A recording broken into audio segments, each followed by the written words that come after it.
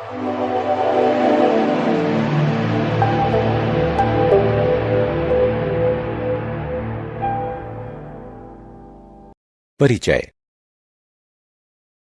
रेशम से बने वस्त्रों को पहनना कौन पसंद नहीं करता।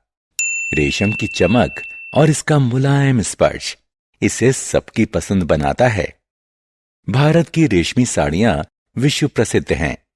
भारत में रेशम को शुभ माना जाता है और यह त्योहारों और उत्सवों से संबंधित है।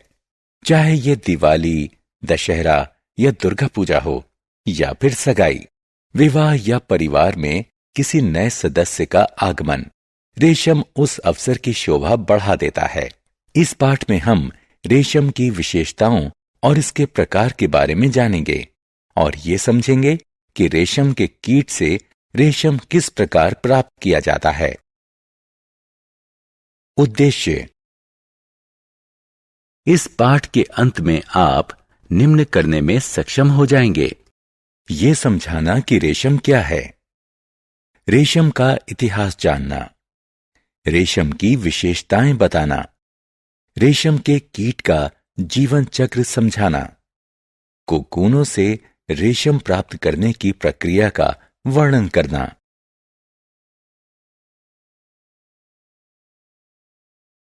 रेशम। रेशम उम्दा, मजबूत बनावट और चमक वाला एक प्राकृतिक प्रोटीन फाइबर है। रेशम की चमक इसकी त्रिआयामी प्रिज्मनुमा संरचना का परिणाम होती है। रेशम का उत्पादन कई कीटों जैसे रेशम के कीट, मधुमक्खी, ततैया द्वारा होता है और चींटियां इसका प्रयोग अपना घोंसला बनाने में करती हैं। मकड़ी भी रेशम का उत्पादन करती है, लेकिन रेशम के कीट द्वारा बनाए गए रेशम के संवर्धन से रेशम के वस्त्र बनते हैं। रेशम का इतिहास। रेशम की खोज करीब 3500 साल पहले सर्वप्रथम चीन में एक चीनी महारानी ने की थी। भारत में ऐसे प्रमाण मिले हैं कि सिंधु घाटी की सभ्यता में रेशम का प्रयोग होता था। आज भारत रेशम का दूसरा सबसे बड़ा निर्यातक है।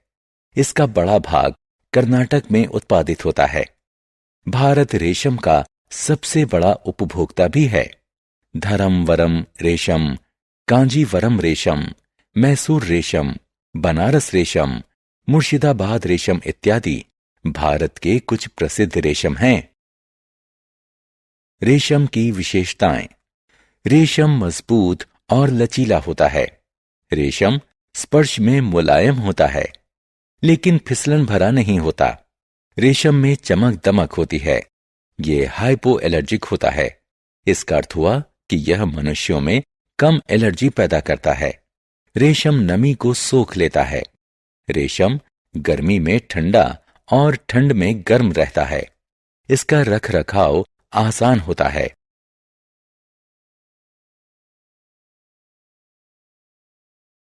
रेशम के प्रकार। टसर रेशम, मूंगा रेशम और कोसा रेशम रेशम के विभिन्न प्रकार हैं। ये रेशम विभिन्न कीटों द्वारा काते गए कोकूनों से प्राप्त होते हैं। शहतूत रेशम रेशम की सभी श्रेणियों में सबसे प्रसिद्ध है और इसका उत्पादन शहतूत रेशम कीट से होता है, जो शहतूत के पेड़ पर पलते हैं। इन कीटों का पालन घर के अंदर होता है और इन्हें पूर्णतः पालतू बना लिया जाता है। ज्यादातर व्यावसायिक रेशम शहतूत रेशम होता है। इस कीट के कोकून से प्राप्त रेशम मुलायम, चमकदार और लचीला होता है और इसे सुंदर रंगों में रंगा जा सकता है। रेशम कीट का जीवन चक्र। एक रेशमी कीट का जीवन अति सूक्ष्म अंडे देने से शुरू हो जाता है और एक सुंदर कीट के निकलने के साथ समाप्त होता है। आइए रेशम कीट के जीवन के विभिन्न चरणों को देखें। मादा रेशम कीट गर्मियों के अंत में छोटे अति सूक्ष्म अंडे देती है। बसंत तक वे सुप्त रहते हैं।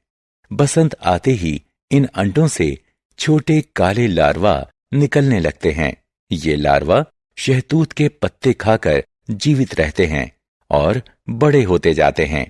इसके बाद वे अपने चारों तरफ रेशम का एक सुरक्षात्मक कोकून काटते हैं। ये कोकून सफेद और सुनहले रंग के होते हैं। कोकून के भीतर लार्वा प्यूपा में परिवर्तित होता है। लार्वा प्यूपा में परिवर्तित होते हुए कुछ भी नहीं खाता। 2 या 3 हफ्ते बाद कोकून से सुंदर रेशम कीट बाहर निकलता है।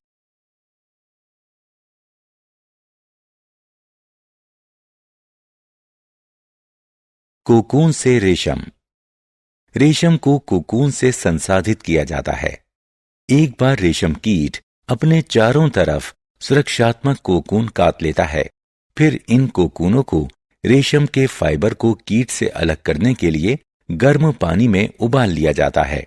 प्रत्येक कोकून एक रेशम के तागे से बना होता है। युक्ति है कि तागे का एक सिरा पकड़ लिया जाए। इसके बाद कोकून से रेशम का तागा छुड़ाना आसान हो जाता है। कोकून से रेशे निकालने की प्रक्रिया को रीलिंग कहते हैं। इन रेशम के तागों का प्रयोग रेशम के वस्त्र बनाने में किया जाता है।